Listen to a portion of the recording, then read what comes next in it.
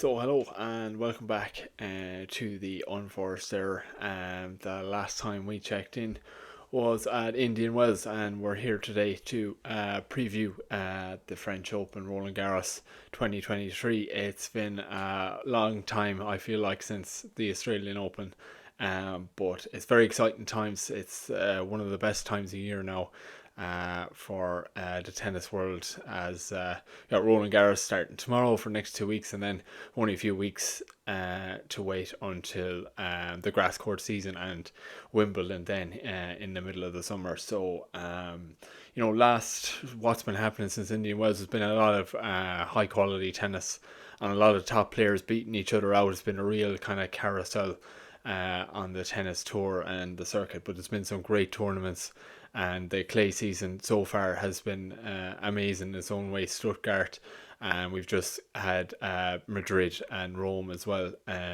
So it all makes it more exciting, but of course now is the pressure point. It's a Grand Slam, and it's the one that means the most to the players, and the most pressure is on. And we all really can't wait. So I'll be doing similar to what I did last time. Today we'll have a look at the draw, the men's and the women's, and briefly look ahead, and we'll be checking in then throughout the tournament. And I'm lucky enough to be travelling to a few games myself, so I'm not sure it'll be live reporting as such, but hopefully be able to give insights as to the experience of Roland Garros and what it's like actually being in some of the stadiums. So I'll be there for some of the fourth round and some of the quarter final, hopefully. So hopefully we'll report back on that. But yeah, so let's turn our attention to the competition itself. One big notable omission, and it's what people are talking about after a press conference 2 weeks ago, is the king of the clay, Rafael Nadal, unfortunately isn't fit to compete here at Roland Garros. So it's not quite the same without him. I think everyone will admit that, but he's taking a break from the game now, and hopefully he's going to come back for one last strong season next year. So hopefully I don't think we've seen the last of him at Roland Garros, but it sure has a different feel to it, and whilst it does make it more open, I think everyone is going to miss him. So we wish him well. Not that he's listening, but hopefully he recovers and gets back to it. But it does open up things. So we get straight into the men's draw first. So the big kind of talking points in terms of seeding is how who's fell on the same half of the draw. So everyone's kind of been hoping for Djokovic and Alcaraz to meet, and we were kind of hoping that would happen in Rome, and it didn't even come close. They were both beaten early on in the tournament, but that mightn't have as much bearing now in the French Open as we might think. We might still see that matchup. We were kind of, as Alcaraz was out of the Australian Open, we didn't get that matchup. So that's the things people want to see, but they'll, if all going well, which a lot of things have to happen, they will meet in a semi-final. So we'll have to see what happens there. So in the first quarter, we have Alcaraz, Shapovalov, Felix Auger-Aliassime, Sebastian Korda, and Stefano Tsitsipas. So the favourite probably is Alcaraz. It's tight between him and Djokovic. He won Madrid recently in some form and fashion, and as we've talked about before, he's got the full toolkit. He's a very complete player for such a young guy, and without he's a Spanish player as well. Without Rafa now, there's a lot of expectation on him now. He's won the US Open last year, and he didn't compete in Australia, so there's a lot of expectation. But he seems to be taking everything in his stride, and you would expect him to go very far into the tournament. Felix made a semi-final last year. He likes the clay. If he can get on a roll, he'll be one to watch as well. Korda, Shapovalov, they'll always go far. They're good clay court guys. A lot of the clay court games now are going to go on for a few hours. It's a tough surface. If you're injured or if you're not feeling great, you'll be found out. It's a tough kind of grind. That's why Nadal was so good in it because he can kind of grind it out, and Djokovic's so good as well because he's very defensive, and it really is about endurance, especially with 5 sets for the men, because they only play 3 sets in other ATP tournaments and stuff like that. So it really is a grinder's game on the clay. Yeah, and then Tsitsipas, hard to know where he's at. He's been up and down. He's gone deep in a lot of tournaments, played very consistent tennis, and when he's playing near his best, he can beat pretty much anyone. He's having a bit of trouble there in Rome. He was playing Medvedev, and he was having a bit of trouble with his box. His family were involved as well, so he may have some issues off the court. But he is very comfortable in the big tournaments now. But he will be anxious, I think, to break through, and hopefully he sees when Nadal is gone, he can use it as an opportunity to go all the way. He will fancy his chances. I think he's just that guy, kind of confidence about him. And again, a great press conference yesterday. Always an interesting guy to listen to, talking about friendships and how he's balancing tennis and everything like that. So always worth to listen to his interviews and stuff like that. But again, hard to say what kind of form he's in, even though he made the semi-finals in Rome. With all that stuff going on off the court, it's hard to pinpoint exactly how well he's going to do. But he will feature, and he will be in the second week, no doubt. And he is in the same quarter as Alcaraz, so that would be a very interesting quarterfinal. But I don't really like saying, that'll be an interesting quarterfinal, because you have 4 rounds to go before that, and there's no guarantees in that. So in the second quarter, we've got Novak, Hubert Hurkacz, Kachanov, Stan Wawrinka, Dan Evans, Ben Shelton, and Rublev. So a very tough quarter. Novak has been out a lot since Australia. Now, he was back in Rome, but again, hard to say where his form is at. We haven't seen a whole lot of him, but look, he's one of the favourites. He's always is going to be, and without Nadal, he's going to fancy his chances even more. One of those guys, he can play himself into form. It's winning 7 games over 2 weeks. It's not easy, but he knows how to do it now. So you'd be a brave man to bet against him. And so this is a really gritty quarter. Again, I expect a lot of long, tough games. And again, we've talked about Ben Shelton in Australian Open. This is kind of new territory for him as well, so it'll be interesting to see how the Americans get on. The third quarter, then you've got Holger Rune, Gael Monfils, the Frenchman, Taylor Fritz, Jan-Lennard Struff, who's had great form recently as well, another tough player, and Casper Ruud. And Ruud and Rune had a very have a tough rivalry. They played here last year in the quarterfinals, and it was a very intense game, and they're not the biggest fans of each other, but they played recently in Rome, and it was a great game. Casper kind of fell off at the end, and Rune has really established himself now as a consistent kind of deep player in tournaments. If it wasn't for Alcaraz, we'd be talking about him as the future, and he's really finding his form. Feels to be settling down a bit. He has had trouble with umpires and stuff like that, but he's very comfortable in his own skin. Great little documentary on him on YouTube. The ATP Tour did it, just an insight into his family and what he's done to get here, and very ambitious, but plays lights out tennis when he's on. If he can control the mind, he's going to be very dangerous. So that's a very mouth-watering quarter as well. Casper Ruud made the final last year and probably didn't get enough credit. I know Nadal won easy enough in the end, but I don't think it's as easy as people said. There was a period where Casper Ruud can, when he's good and he plays, he loves the clay. And when he's on form, I think he can beat pretty much everyone. He's really fit. So he'd be disappointed with his result in Rome, but also happy. He was out of form the start of the year. He was last year as well, and he still made the French Open final. So he's a bit of an outsider in the bookies markets, but I would watch out for him, especially if he can get out of his quarter. And then the final quarter, then you've got Sinner, Dimitrov, Zverev, Popyrin, Tiafoe, Dominic Thiem, de Minaur, and Daniil Medvedev, who won Rome, which only happened like last week, and that was on clay as well. So for someone who has never really taken to the clay. He's certainly wrapped his head around it now, and it has to be dangerous. And again, a great press conference, very comfortable, always joking around, and he's very entertaining to watch. Now he is, and if he can figure out the movement, which he seems to have done on clay earlier this year, he's going to be extremely, very, very, very dangerous. And Sinner can go toe to toe with Alcaraz. We saw that earlier this year, so going to be interested to see how he goes.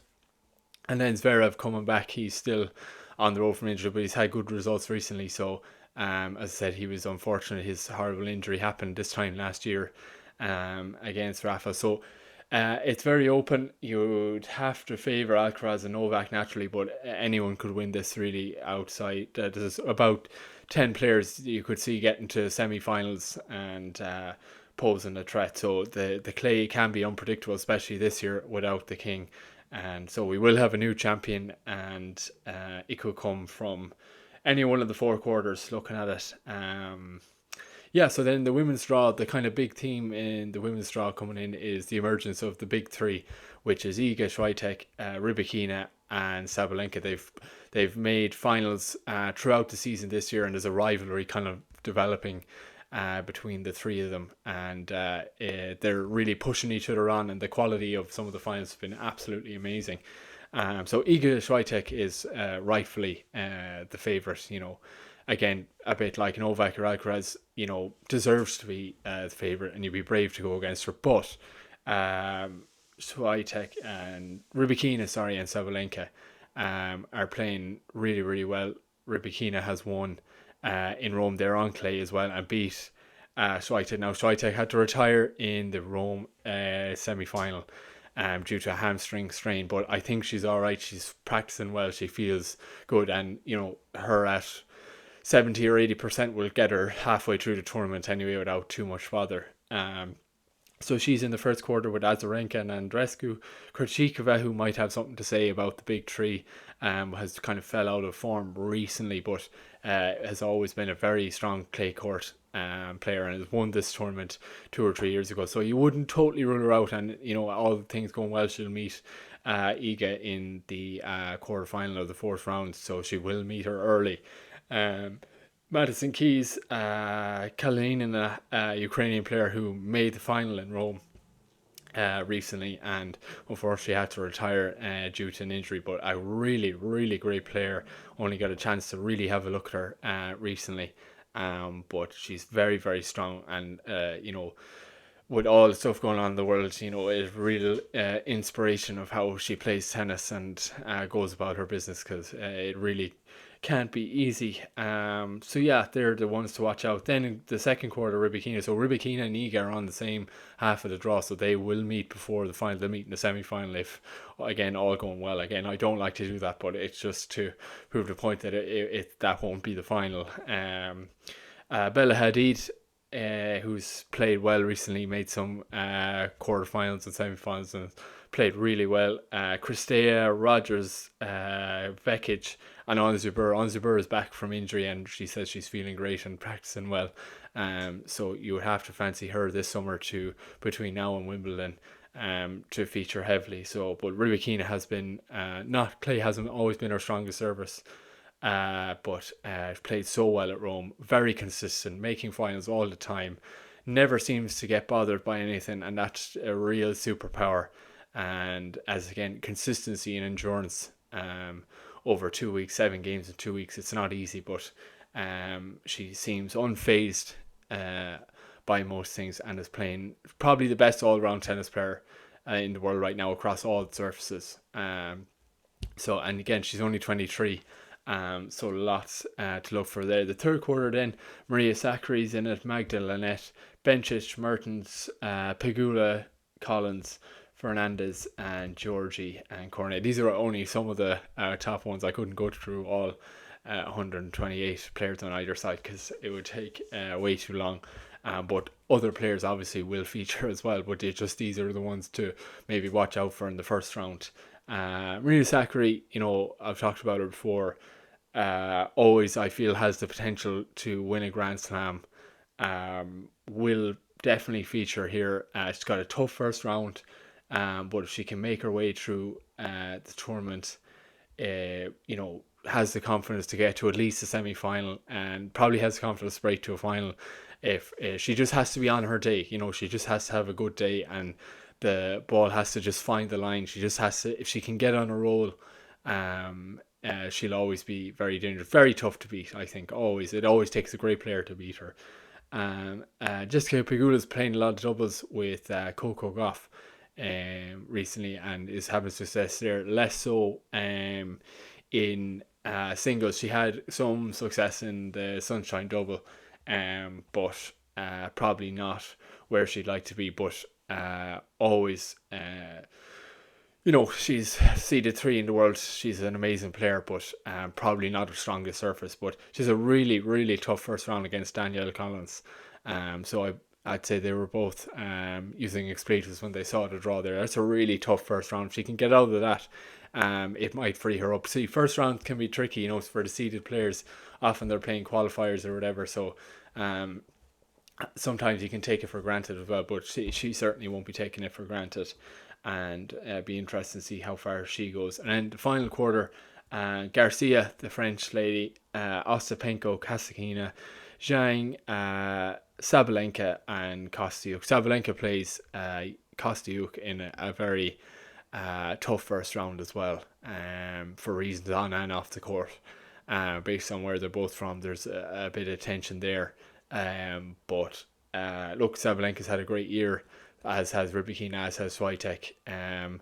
She fell out early in Rome, but I think she was tired from Madrid. She beat Swiatek in a great final in Madrid, and is full of confidence, wants to be world number one. She has a chance of going world number one now, which a few months ago, due to the points gap between her and Iga, you wouldn't have thought. So going to be really interesting. Garcia hasn't played the tennis she's probably wanted it, but as a home favourite, or the top French woman at home, it's the extra pressure on her. And if she can embrace that and get in a roll, the crowd will get behind her, and you can see her going far in as well. Poor Paula Badosa was really finding form on clay, and unfortunately had to pull out of the tournament due to a stress factor in her, a stress related injury in her spine. So really disappointed for her. I thought she was going to feature heavily. Again, she was really finding the form that she had 2 or 3 years ago, and I really fancied her to go well here in Roland Garros. So heart goes out to her. Hopefully she gets back for Wimbledon. But yeah, again, it's between you'd be brave going across the big 3. It's going to be interesting between the big 3 in terms of finals. Rybakina is probably the least talked about, but Rybakina has beaten both. So Iga has beaten Sabalenka, and Sabalenka has beaten Iga. Rybakina has beaten Sabalenka, and Sabalenka has beaten Rybakina. But Rybakina has beat Iga this year, and Iga hasn't beat Rybakina. So the favourite, every time she's come up against her, she's won this year. So she's full of confidence, and it's going to be really, really interesting. It's very exciting for the game if they can all push each other on. It's great to have rivalries like that. So that's a rough guide to the first round. So we will see how we go. We start off tomorrow. It's 10 o'clock Irish time, 11 o'clock Paris, or wherever you are. You'll have to go forward or after, and then there's night sessions on around the 7 o'clock mark every night as well. So 2 full-blown weeks of tennis. It'll be great, and always interesting to see what happens. There's nothing like a Grand Slam. So we'll see you during the week, and best of luck to everyone involved.